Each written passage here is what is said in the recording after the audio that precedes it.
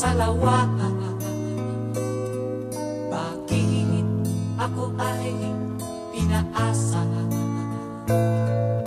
Inibig pa kita ng lubusan, at ako ay iyong iniwan.